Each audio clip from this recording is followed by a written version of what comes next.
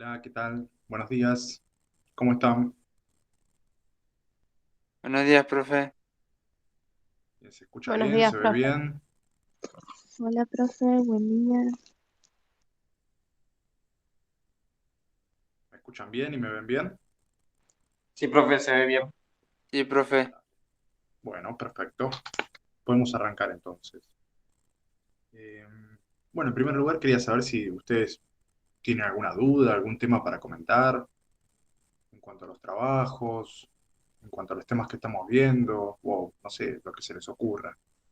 ¿Tienen algún tipo de duda, comentario, sugerencia? No, profe, ninguna. Bueno, bien. El día de hoy vamos a empezar con un tema nuevo.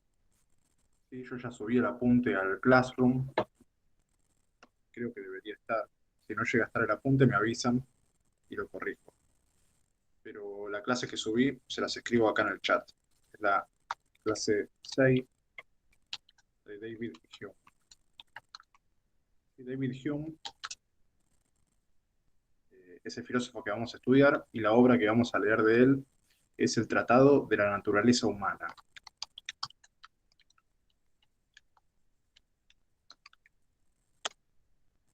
¿Sí? Ese es el encabezado de la clase que subí. Eh, bueno, ya lo tienen ahí en el Classroom. Si no lo llegan a encontrar, avísenme. Debería estar.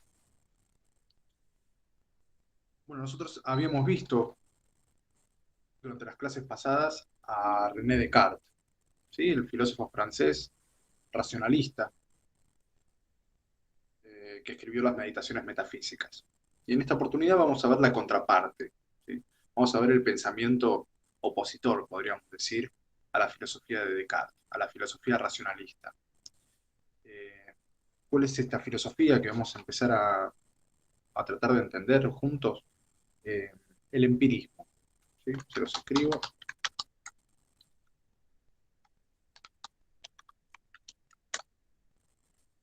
Ahora vamos a ver lo que es el empirismo. Primero me gustaría dar un par de detalles acerca de quién es David Hume. ¿Sí? Yo siempre arranco de la misma manera. Eh, Les propongo conocer un poco acerca del autor, mínimamente qué nacionalidad tenía, a qué se dedicaba, durante qué época vivió, ¿sí? Porque eso nos dice mucho acerca de estos pensadores. Y más si lo vamos a comparar con Descartes. Resulta interesante saber si Hume es posterior a Descartes o anterior a Descartes, porque así sabemos si lo leyó en algún momento y podemos ahí encontrar cosas en los textos, ¿sí? Por ahí hay cosas que podemos leer entre líneas que los textos no dicen eh, explícitamente, ¿sí? No lo dicen claramente, pero nosotros a veces podemos reconocer ese tipo de cosas siempre sabiendo el contexto de cada autor y el contexto en el que se escribió la obra.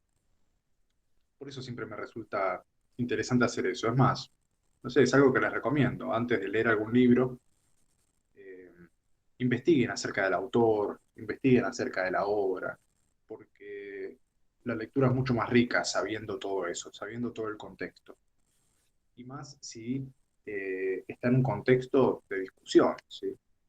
Como es el empirismo, como es la obra de David Hume, que sale dentro de un contexto en el que hay una parte de la filosofía que está en discusión con la otra, ¿sí? Como pasa ahora con el racionalismo y el empirismo. Son dos modos de ver a la filosofía totalmente distintos, también dos modos de ver al ser humano y a las ciencias.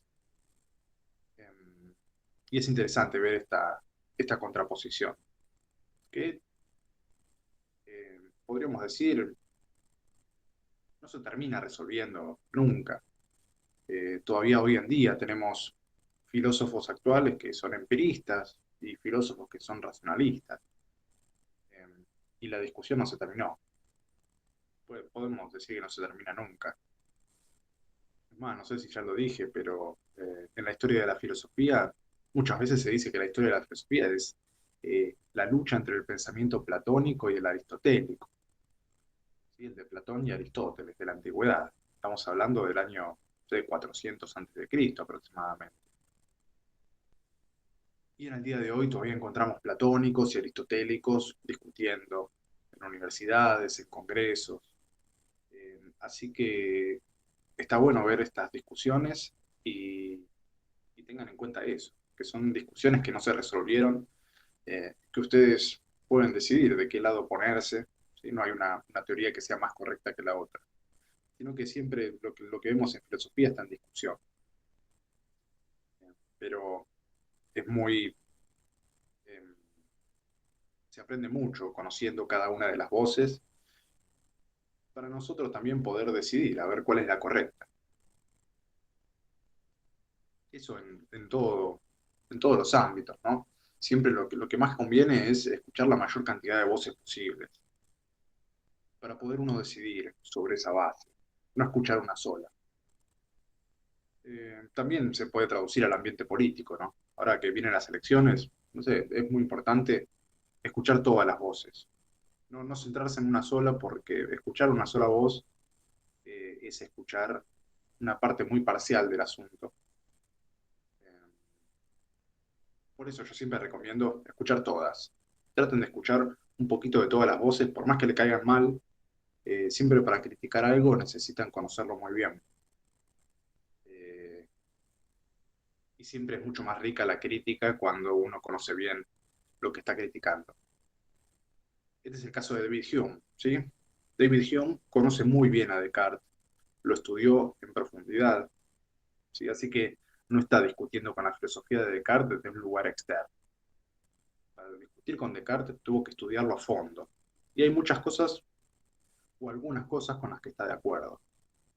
Y otras cosas, muchas, con las que está en contra. En primer lugar, eh, bueno, el autor es David Hume, ahí lo tienen escrito, y se escribe David Hume, es de origen escocés, ¿sí? Por eso se pronuncia así, David Hume, porque en Escocia se habla en inglés. Eh, nació en el 1711, ahí les anoto la fecha de nacimiento y de muerte, y murió en 1776. Como ven, bastante posterior a Descartes. O sea que ya para esa época Descartes era muy conocido, eh, se estudiaba en las universidades, o sea que era para, para Hume era un material de estudio de Descartes y un genio de la época. Bueno, David Hume fue un filósofo, economista e historiador. Y ven que, eh, por lo menos los autores que venimos viendo hasta ahora, siempre se dedican a muchas cosas a la vez, no solo a la filosofía. Sí, no sé por qué pasa eso. Se ve que la filosofía no les da suficiente dinero como para comer y se dedican a otras cosas. El caso de David Hume fue algo bastante particular. Ahora les voy a contar por qué pasó esto. ¿Por qué necesita trabajar de otra cosa? Porque si no, se muere de hambre, pobre. Ya sabemos que Hume es un empirista. Ahora vamos a ver qué quiere decir esto. Y tuvo dos obras principales que son conocidas. ¿Sí? El primero fue el Tratado de la Naturaleza Humana, que es el que vamos a estudiar a partir de hoy. Y la otra muy importante es la investigación sobre el entendimiento humano. Investigación sobre el entendimiento humano. Hume estuvo influido, bueno, por los empiristas de su época. Tenemos varios empiristas de la época. Hume no fue el único, sino que tenemos a uno muy importante, que se llama John Locke, que es anterior a Hume.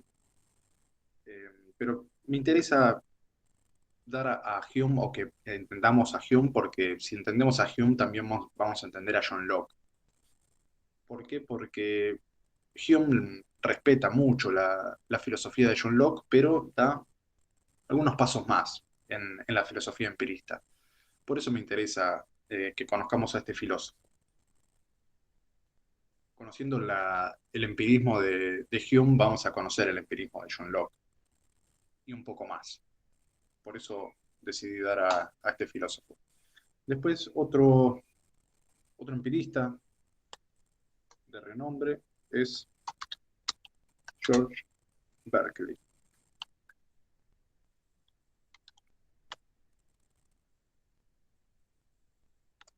Sí, para darles algunos nombres.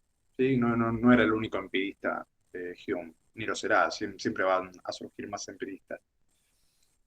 Y también estaba influenciado por Descartes, ¿no? Y por algunos otros filósofos franceses. Una influencia muy importante en el pensamiento de Hume es la de Isaac Newton.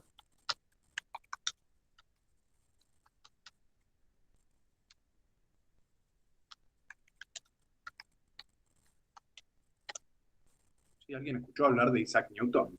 ¿Lo conocen? Por lo menos de nombre, ¿no? Sí. Bueno, sí, supongo que lo habrán escuchado. Sí, Isaac profe, Newton, sí, Julieta, te escucho. de nombre. De nombre, sí. Me imagino que Ley ya de sabe. gravedad, pues, ¿Cómo? ley de gravedad puede ser. Sí, muy bien. Isaac Newton habló acerca de la ley de gravedad. Eh, bueno, es importante que sepan esto. Bueno, y está bueno que lo recuerden. Isaac Newton era un físico, ¿sí? Se dedicaba a estudiar el movimiento de las cosas, de todas las cosas, cómo se movían. Y bueno, la ley de gravedad es una ley de movimiento, es una ley a la que respetan todos los objetos del universo. Saben que los objetos más grandes en el universo atraen a los objetos más pequeños. Por eso, de alguna manera, nosotros estamos atraídos hacia el centro de la Tierra, por la fuerza de gravedad.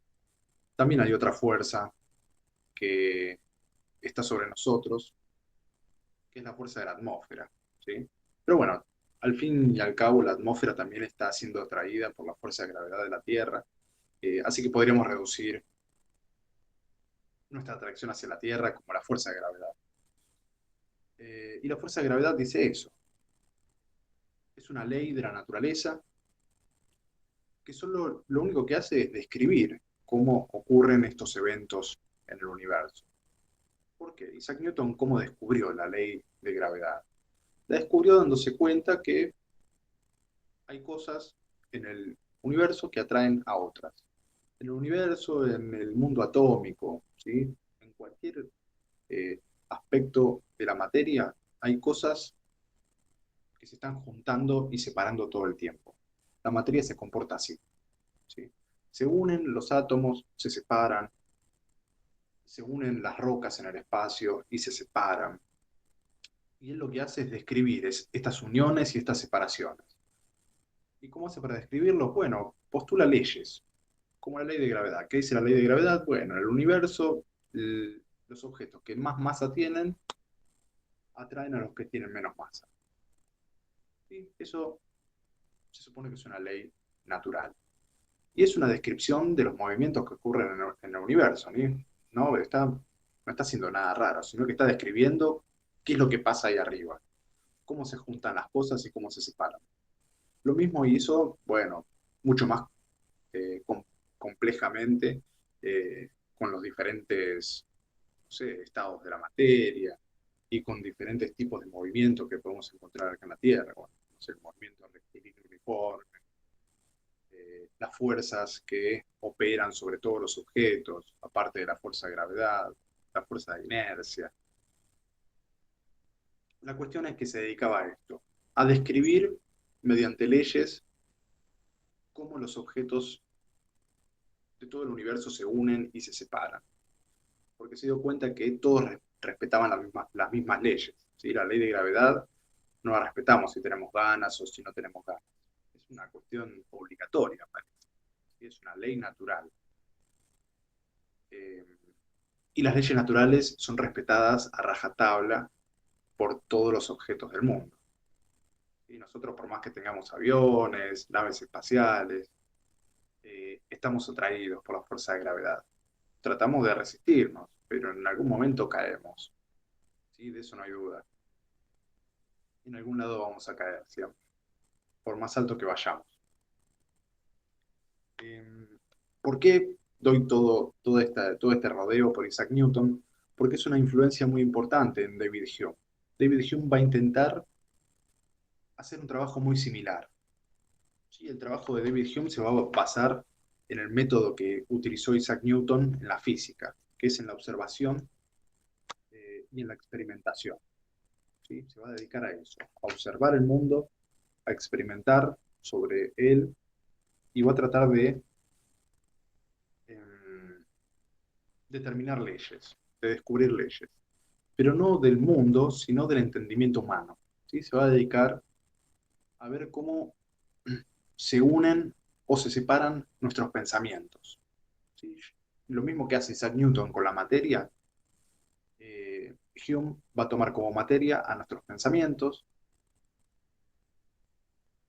y va a tratar de determinar cuáles son las leyes que mueven a nuestros pensamientos. Porque él se dio cuenta de que los pensamientos se unen y se separan mediante leyes, ¿sí? Respetan ciertas reglas. ¿Y cómo obtuvo eso? Bueno, por experiencia, por observación de uno mismo, ¿sí? Por observación de sus propios pensamientos. Se dio cuenta que su entendimiento unía y separaba pensamientos con cierta regularidad. Y seguramente si él se ponía a investigar iba a encontrar leyes de movimiento de los pensamientos.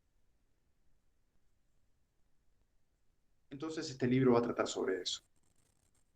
Y ahora se los estoy contando muy parcialmente, muy generalmente. Después vamos a ir entendiendo un poco más y vamos a ir viendo cuál es el movimiento que hace Hume durante este libro. Pero yo para irles avisando más o menos de qué se va a tratar, sobre qué va a hablar y por qué está tan influenciado por Isaac Newton. Y es importante que entiendan eso. Va a utilizar el método de Isaac Newton, pero para explicar el entendimiento humano. O sea que las leyes que se descubren en el movimiento de la materia se pueden rastrear hasta el entendimiento humano, ¿sí? Que también tiene una serie de comportamientos que pueden ser descritos por medio de leyes, como hacía Isaac Newton. Bueno, David Hume influyó en teorías políticas, en filosofía de la ciencia, en la ciencia cognitiva, ¿sí? Si ustedes van a estudiar psicología, por ejemplo, van a estudiar a David Hume, neurología, no sé, lo que sea relacionado con la mente humana, van a estudiar a Hume porque es un pensador muy importante para ese área de estudio, para la filosofía también, para la política, entre otras cosas, ¿no? También fue un muy buen historiador, fue más reconocido como historiador que como filósofo, por lo menos en su época.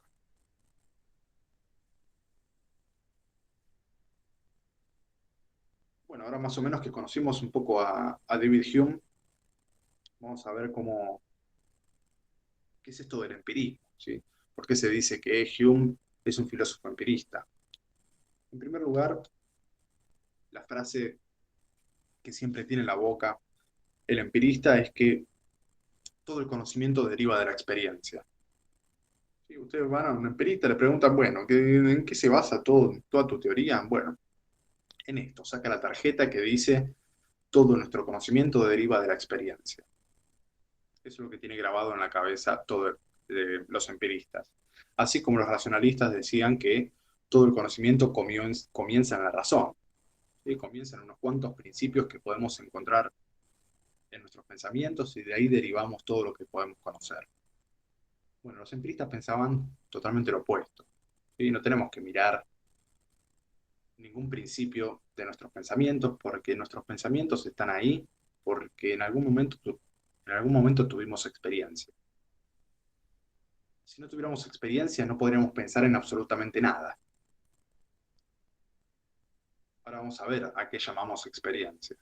¿Sí? Lo que quiero que entiendan es que esta corriente filosófica se llama empirismo porque deriva de una palabra griega que se escribe empeiria y que quiere decir experiencia. ¿Sí?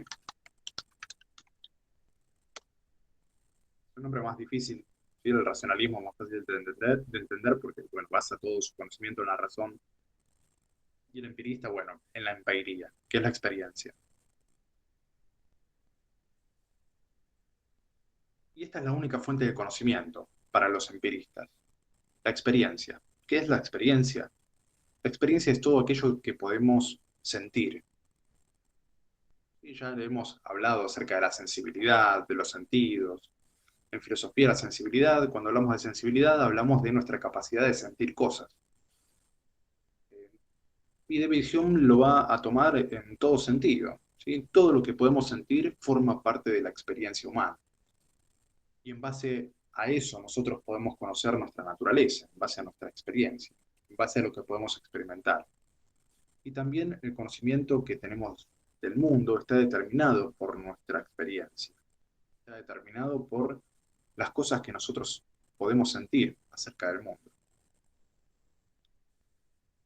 Los empiristas, por otro lado, también, a diferencia de los racionalistas, creen que el ser humano nace como una página en blanco. O sea, cuando nosotros nacemos, nacemos sin saber absolutamente nada. En nuestro entendimiento no hay nada. En este sentido se opone mucho a Descartes, que Descartes sí. ¿Sí? ¿Se acuerdan que él creía que había ideas innatas? Se las escribo a ver si recuerdan. Las ideas innatas son ideas que nacían con nosotros ya de nacimiento. Una de ellas era la idea de Dios, ¿sí? Que era una idea innata que nacía con nosotros. Después algunos principios ontológicos también podría decirse que son ideas innatas, como la idea de causalidad. ¿Y qué dice la idea de causalidad? Que todo tiene su causa. ¿Sí? Todo efecto tiene una causa. Todas estas ideas son ideas con las que nacemos, según Descartes. Bueno, según Hume, no. El hombre nace como una página en blanco. La palabra que usa es, nacemos como una tabula rasa. ¿Sí? Cuando escuchen hablar de tabula rasa, es una palabra muy común en filosofía. Se está hablando de una tabla en blanco, ¿sí? Una tabla sin grabar. Antes se usaban tablas para grabar cosas, ¿sí? Frases, pensamientos. Bueno, esto es una tabula rasa. Nacemos sin saber absolutamente nada. Y esta tabula rasa, esta página en blanco, se va escribiendo a medida que vamos experimentando cosas. ¿Sí? Se va escribiendo a medida que nosotros vamos sintiendo cosas del mundo. Por ejemplo, un bebé nace con la mente totalmente en blanco y va empezando a percibir cosas. Y percibe a su madre, ¿sí? Lo primero que percibe. Y percibe, no sé, hambre. Percibe sabor, ¿sí? De la leche de la madre cuando toma la leche, etc. Y a partir de estas experiencias, de estas sensaciones, el intelecto o el entendimiento del ser humano se va enriqueciendo cada vez más. ¿Sí? Y siempre en base a eso, en base a lo que experimentamos. Por eso decimos que todos los seres humanos nacen de la misma manera. O eso es lo que dice Hume. Todos nacemos iguales. No hay diferencias entre los intelectos. Todos los intelectos nacen totalmente en blanco. Los negros, los blancos, las mujeres, los hombres, los travestis, todos nacemos igual. ¿Sí? No hay diferencia en los entendimientos humanos. Lo que va determinando lo que sabemos y lo que no sabemos es la experiencia que tenemos acerca de las cosas. Es cómo vamos llenando esa página en blanco. Y eso lo determina nuestra historia, ¿sí? Desde el momento en que nacemos, el contacto que tenemos con el mundo, si tenemos contacto con libros constantemente, es muy probable que terminemos siendo, no sé, intelectuales, ¿sí? Si constantemente estamos desde chicos realizando deportes, es muy probable que seamos buenos en eso. Tenemos mucha más experiencia en deportes. Y así con todo, ¿sí? Es importante esto porque había un pensamiento en la época de Hume que decía que las personas nacían con cierta naturaleza. Habían personas que decían filósofos, ¿no? El mismo Aristóteles decía que había personas que nacían para obedecer y otras personas que nacían para mandar, ¿sí? Ya de esa manera justificaba la esclavitud, ¿sí? Como que ya los esclavos nacían determinados naturalmente a los trabajos manuales y los hombres libres salían determinados naturalmente eh, a pensar, a manejar la polis, a ser políticos. Es algo que Hume quiere desmentir, ¿no? Con esta filosofía. ¿Por qué? Porque dice, todos nacemos iguales, lo que nos determina es la experiencia. El esclavo empieza a tener cualidades de esclavo porque está en constante contacto con sus padres, ¿sí? Que son esclavos. Y los determinan en aprender cosas de esclavo. Por eso termina siendo esclavo, no porque nació esclavo, ¿sí? Sino porque todas sus experiencias se basaron en las tareas que hace un esclavo. Si vos agarrás al hijo de un esclavo y lo haces estudiar libros durante toda su vida, va a salir una persona muy inteligente, ¿sí? No, nos damos cuenta de que no hay relaciones o no hay determinaciones naturales en los seres humanos, sino que todo el desarrollo de nuestro intelecto y el de nuestro cuerpo también depende de lo que experimentamos, depende de nuestra historia, depende de lo que hagamos. Eh, también, no sé, las ideas feministas toman de Hume esta idea. Sí, no sé si de Hume directamente, pero esa idea está para, para ser conscientes de que eh, siempre a lo largo de la historia la mujer estuvo en una situación de inferioridad en cuanto al hombre, ¿sí?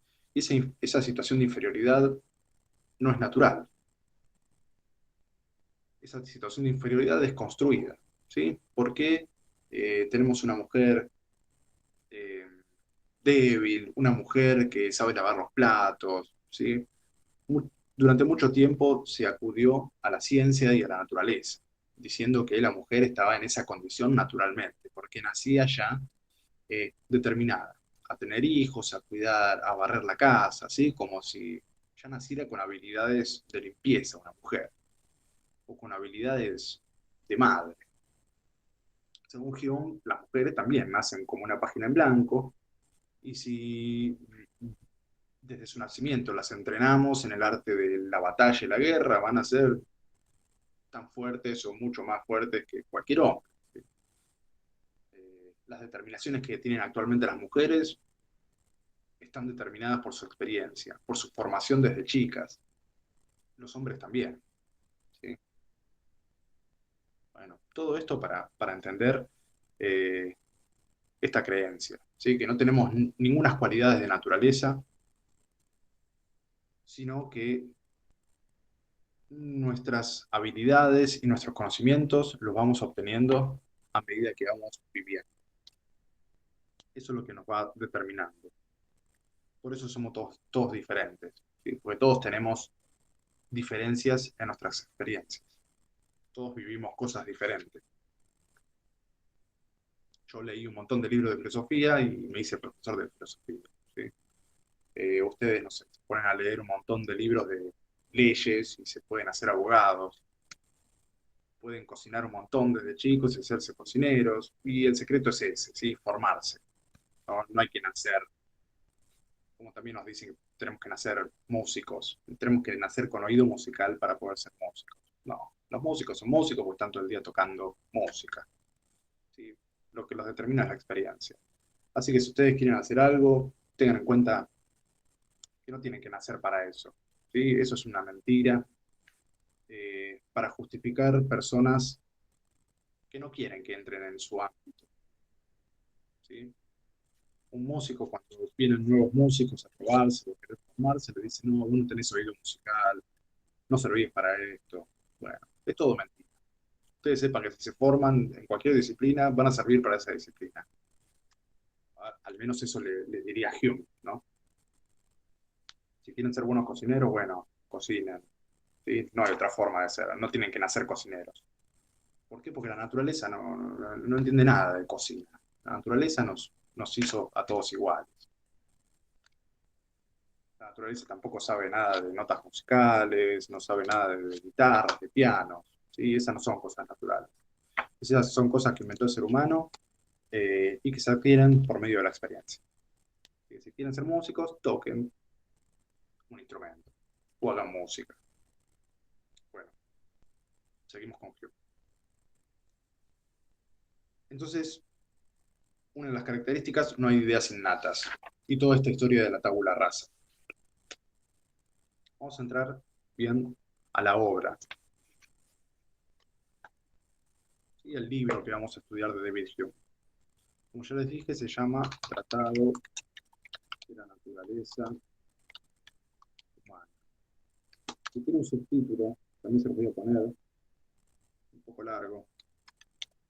Ensayo para introducir el método experimental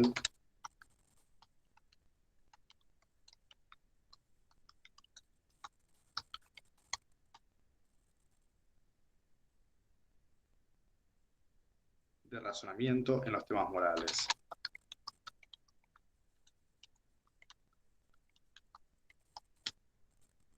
Vean qué flor de título, ¿eh? Tratado de la naturaleza humana, ensayo para introducir el método experimental de razonamiento en los temas morales. Este método experimental deriva del método newtoniano, ¿no? Ahí tenemos la influencia. Y cuando se hablan de temas morales, se hablan de la filosofía en general. ¿Sí? Los temas, si nos dedicamos a estudiar acerca de la moral habla acerca de lo que es el bien y el mal, acerca de lo bueno y lo malo, de nuestras costumbres. Y si nosotros queremos determinar qué es lo bueno y lo malo, bueno, tenemos que conocer absolutamente todo. Tenemos que conocer absolutamente toda la filosofía. ¿Sí? ¿Por qué? Porque para saber si lo que hacemos está bien o está mal, tenemos que saber lo que es el mundo, lo que somos nosotros, qué lugar ocupamos en ese mundo. Así que tenemos que saber absolutamente todo.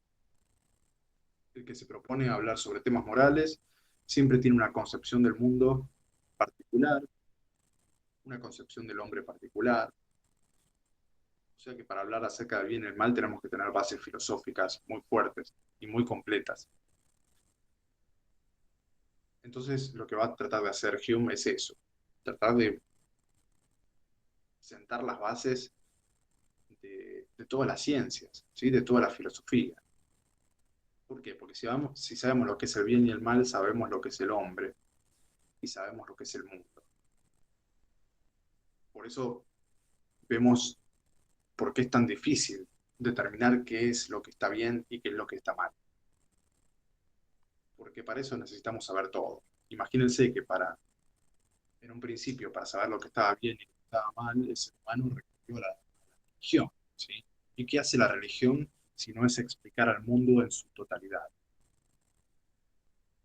¿Sí? La religión basó sus 10 mandamientos, ¿sí? Que son una especie de guía de lo que está bien y de lo que está mal, en toda una cosmología, ¿sí? Tuvo que postular a un Dios, tuvo que postular una creación del universo, tuvo que postular el lugar que ocupa el ser humano en ese universo, etcétera. Tuvo que explicar absolutamente todo para poder definir qué es lo que está bien y qué es lo que está mal.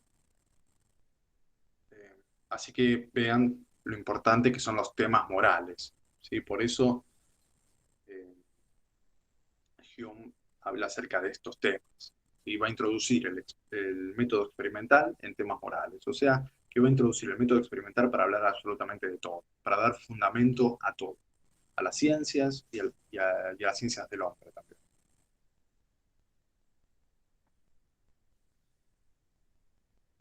Esta obra es la primera obra de Hume, ¿sí? Es el primer libro que escribió y el primer libro que publicó. Y Hume estaba bastante triste, dice que nació muerto desde nacimiento este libro, y no lo leyó absolutamente nadie. En primer lugar, porque las ideas que hay en este libro son ideas ateas, ¿sí? No nombran a Dios nunca, absolutamente. Y eso era un insulto, ¿sí? Si lo nombrabas mal, era un insulto para la iglesia. Si no lo nombrabas, también era un insulto para la iglesia. Así que era muy probable que si vos escribías algo en esa época te prohibieran el libro, como se lo prohibieron a Descartes. Bueno, Hume no solo le prohibieron los libros, sino que no les permitían trabajar en las universidades. No podía trabajar. Un tipo formadísimo en filosofía, en política, en historia, no podía trabajar de lo que le gustaba. A duras penas consiguió un trabajo como bibliotecario. Y después realizó muchos avances en lo que es la historia. ¿Sí? Se hizo un historiador muy famoso, David Hume, en su época.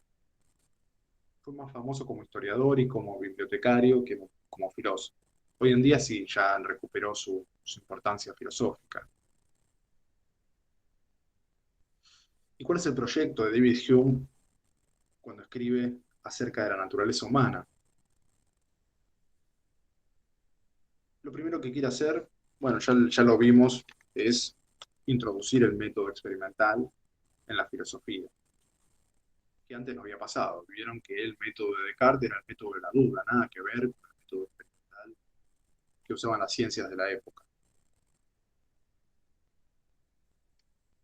Entonces Hume, para darle un poco más importancia a la metafísica y a la filosofía, decidió introducir ese método que era tan respetado para la ciencia. En primer lugar, lo que querían comenzar a desentrañar, ¿sí? A investigar, son las operaciones de la mente.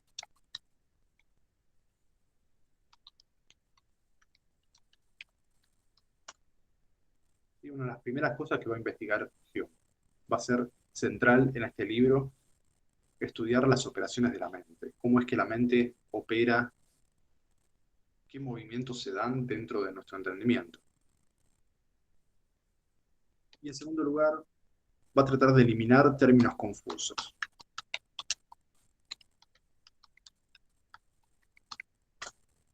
Ahora vamos a ver en qué consiste esto, eliminar términos confusos. Lo que él cree es que tanto en la ciencia como en la filosofía está minado de términos que no significan nada, ¿sí? Y que más que ayudar a las ciencias y a la filosofía, la entorpece. Y él da un ejemplo de estos términos como el término de sustancia. El término sustancia, dice, es un término problemático que me parece, dice Hume, que oscurece más que lo que aclara. Entonces, tendríamos que empezar a analizar los términos que usa la ciencia y los términos que usa la filosofía como para depurar el lenguaje filosófico y científico, para poder trabajar más claramente y sin estos entorpecimientos.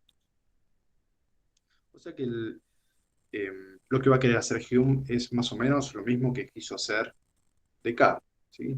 Sentar las bases de las ciencias humanas, que es lo que se quería hacer en esa época.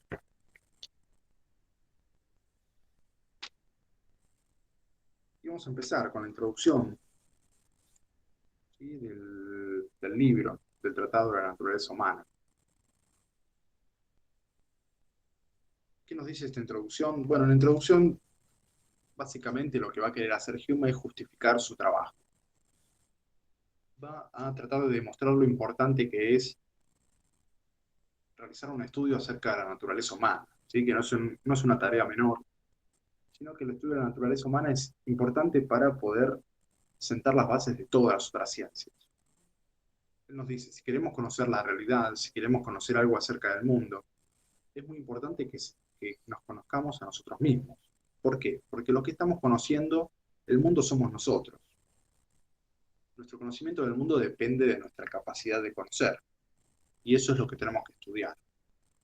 Tenemos que estudiar los límites de nuestro conocimiento, ¿sí? Otra cosa importantísima que tiene que investigar Hume. Los límites de nuestro conocimiento.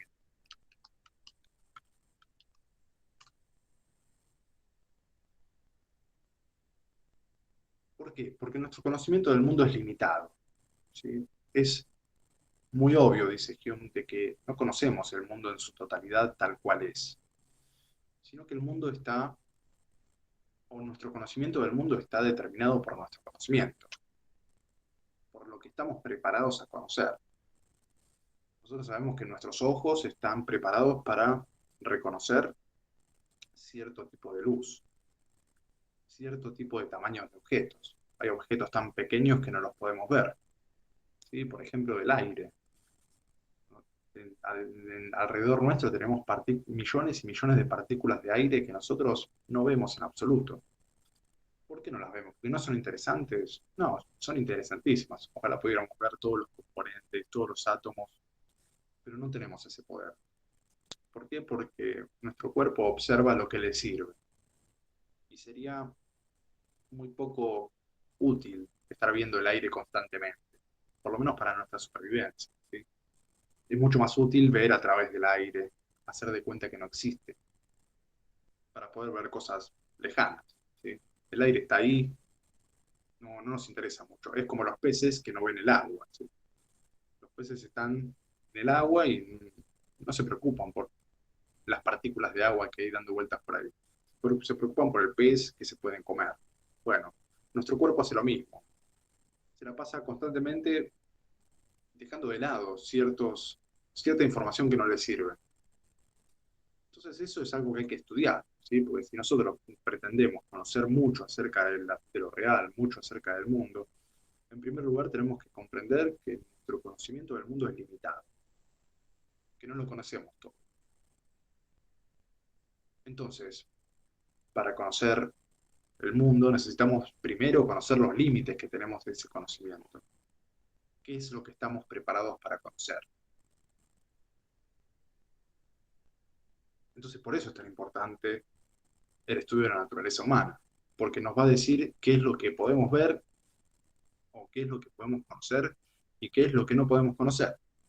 Algo que no se había hecho hasta ese momento y que a Hume le parece increíble que no se haya hecho. ¿Sí? Siempre nos tiramos a hablar acerca del mundo, a hablar acerca de la naturaleza y dar intentos de explicación. La ciencia misma hizo eso. ¿Sí? Observaba los objetos en el universo y observaba, no sé, los colores.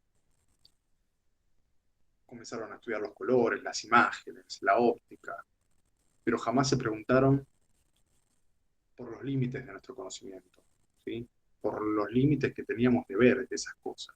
Porque si yo veo un planeta de color rojo, tengo que saber que ese color rojo es una interpretación mía de ese mundo. Nosotros vemos el mundo con unos lentes humanos, ¿sí? Con una limitación humana. Entonces necesitamos conocer la naturaleza humana para conocer también lo que le agregamos al mundo y lo que le sacamos al mundo durante la observación. Y empieza a justificar, bueno, las matemáticas, nombra diferentes tipos de ciencia y demuestra cómo la naturaleza humana o el estudio de la naturaleza humana ayudaría a todas estas ciencias. Y habla de las matemáticas, ¿sí? Obviamente las matemáticas dependen de nuestra capacidad de razonar, ¿sí? Porque las operaciones que hacemos en las matemáticas son operaciones mentales, ¿sí? Sumamos cosas, restamos cosas, agrupamos, desagrupamos. Esos son poderes que tiene la mente humana. Bueno, la filosofía natural, como les dije, la observación de las cosas, la observación del mundo depende totalmente de la naturaleza humana. La religión, habla de la lógica también, ¿sí? Que la lógica lo que hace es explicar los principios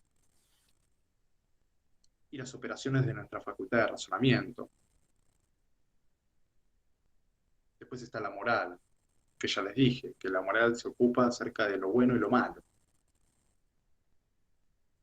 ¿Y por qué es tan importante en cuestiones morales la naturaleza humana? ¿Sí? Porque, bueno, para saber lo que está bien y lo que está mal para el ser humano, tenemos que conocer la naturaleza humana.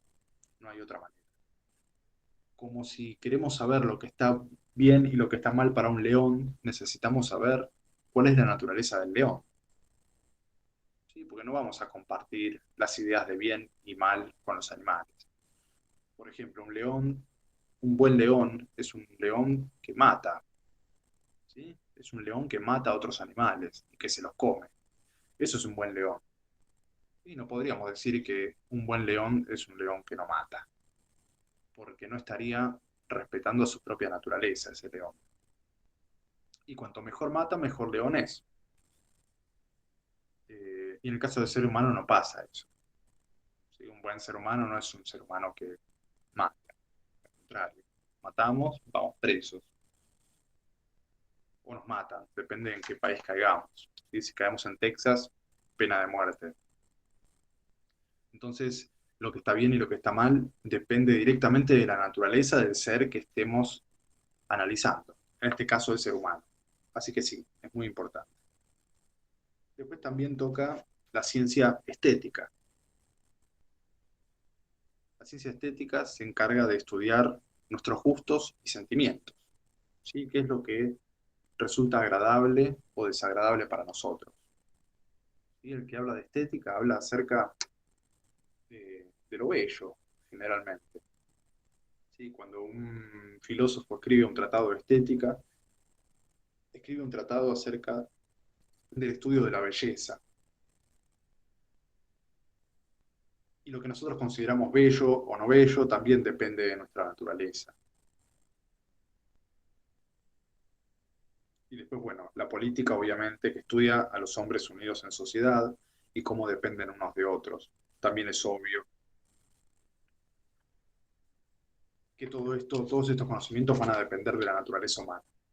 Entonces vamos a creerle a Hume, ¿sí? Que se gastó en escribir toda esta introducción para justificar su trabajo. Y vamos a pensar que el estudio de la naturaleza humana es central para cualquier tipo de estudio que podamos hacer. ¿Sí? Si queremos estudiar para ser chefs, si queremos estudiar eh, para, sí, para esto, para hacer comidas, es muy importante conocer la naturaleza humana, ¿sí? En primer lugar, tenemos que conocer qué ingredientes pueden matar a un ser humano y qué ingredientes no. Eso es muy importante si quieren ser chefs. Yo no estudié nunca, pero me imagino que eso es muy importante. Primero, lo primero y principal es no perjudicar al organismo que lo va a consumir, ¿sí? Y después también eh, que resulte agradable al gusto, ¿sí? Es la otra mitad.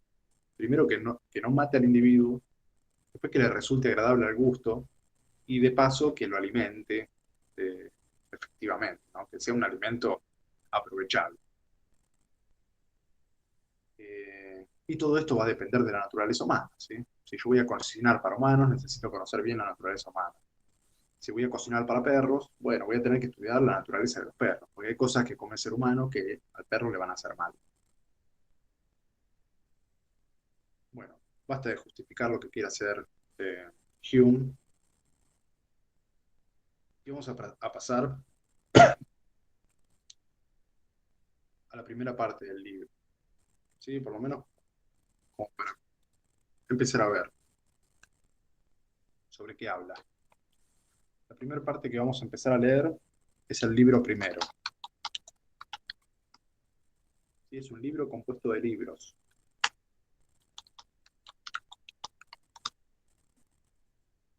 El libro primero se llama Del entendimiento.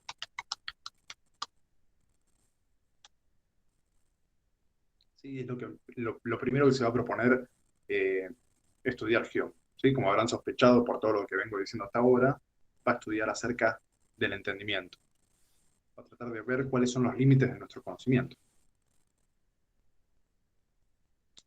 Y especialmente vamos a ver la sección primera, donde él nos comenta cuál es el origen de nuestras ideas.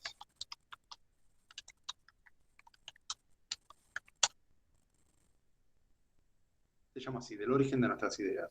Así que eso es lo primero que va a intentar investigar. ¿De dónde surge todo el material que tenemos en nuestro pensamiento?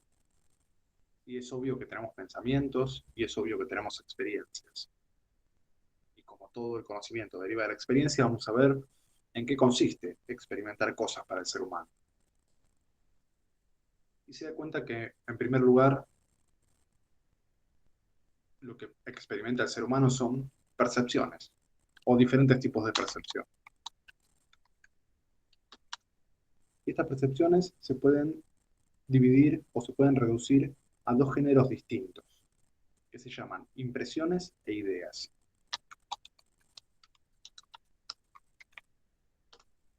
¿Sí? Así empieza a dividir el asunto, Hume. ¿sí? Sabemos, todo lo que tenemos son percepciones. No hay otra cosa en nuestra mente que no hayamos percibido. Y hay dos tipos de percepciones. Y les puse estos dos nombres, ¿sí? Impresiones e ideas. ¿Y cuál es la diferencia entre estas dos percepciones que tenemos en nuestra mente, en nuestro entendimiento? Su diferencia es la fuerza y vivacidad.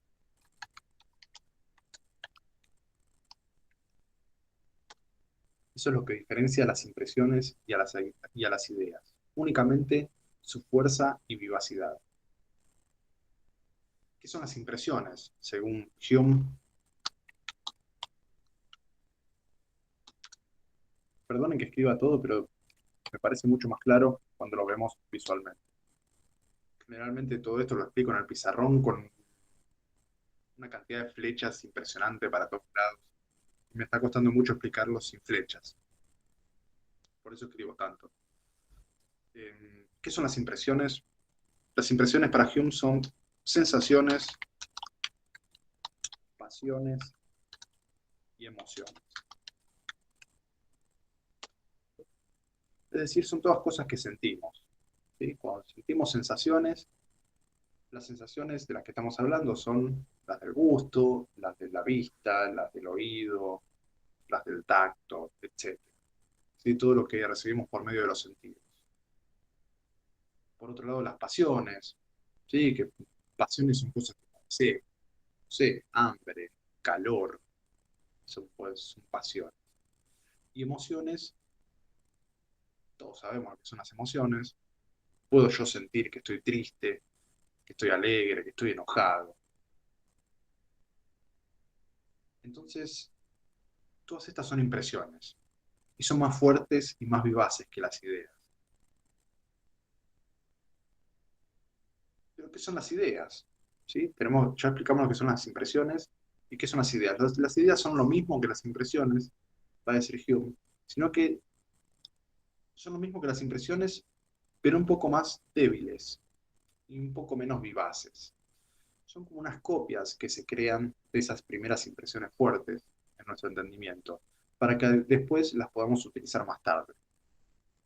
Por ejemplo, yo estoy percibiendo en este momento, no sé, la pantalla de la computadora, eh, y después cuando no tenga la pantalla de la computadora enfrente, la voy a recordar, ¿sí? Y ese recuerdo no va a ser tan fuerte y vivaz como la percepción que estoy teniendo ahora de la pantalla de la computadora, sino que va a ser más débil, ¿sí? Y esa es la diferencia que encuentra Hume entre estas dos formas de percibir. Cuando recordamos, percibimos un poco más débilmente todo lo que percibimos en vivo. Entonces, las impresiones son las que recibimos en vivo y en directo, y las ideas son las que se nos guardan en la mente para después recordarlas, y para que entendamos esa diferencia. Entonces, las impresiones son causas de las ideas, y las ideas son copias de esas impresiones. Y lo que nos dice acerca de, como para que podamos entender más esta diferencia entre impresiones e ideas, nos dice que es la misma diferencia que hay entre sentir y pensar.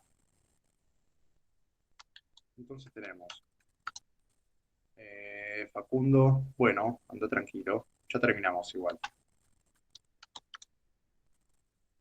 La diferencia que hay entre impresiones e ideas es la misma diferencia que hay entre sentir y pensar.